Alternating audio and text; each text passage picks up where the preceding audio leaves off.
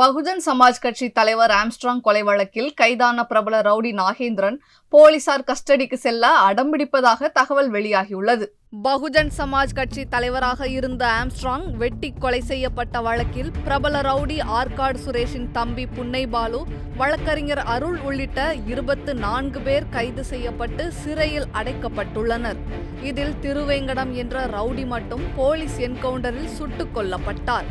Armstrong வழக்கில் தொடர்புடையவர்களை தொடர்ந்து கைது செய்து வரும் போலீசார் சில தினங்களுக்கு முன்பு வடசென்னையை கலக்கி வந்த பிரபல ரவுடி நாகேந்திரனின் மகன் அஸ்வத்தாமனை போலீசார் கைது செய்தனர். அதைத் தொடர்ந்து வேலூர் சிறையில் வைத்து நாகேந்திரனையும் போலீசார் கைது செய்த நிலையில் அவரை 3 நாட்கள் காவலில் எடுத்து விசாரிக்கவும் எழும்பூர் உத்தரவிட்டது. இந்த நிலையில் போலீசார் காவலுக்கு பயந்து ரவுடி நாகேந்திரன் எழும்பூர் நீதிமன்றத்தில் மேல்முறையீடு செய்துள்ளதாக தகவல் வெளியாகியுள்ளது. ஏற்கனவே போலீசார் கஸ்டடியில் இருந்த ரவுடி திருவேங்கடம் என்கவுண்டர் செய்யப்பட்ட நிலையில் தற்போது தன்னையும் என்கவுண்டர் செய்ய உள்ளதாக பயந்து போலீஸ் காவலுக்கு செல்ல மறுப்பதாக கூறப்படுகிறது.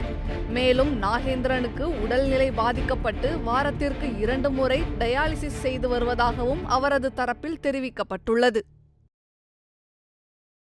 செய்திகளை உள்ளது உள்ளபடி தெரிந்து கொள்ள ரெஃப்ளெக்ட் நியூஸை சப்ஸ்கிரைப் பண்ணுங்க.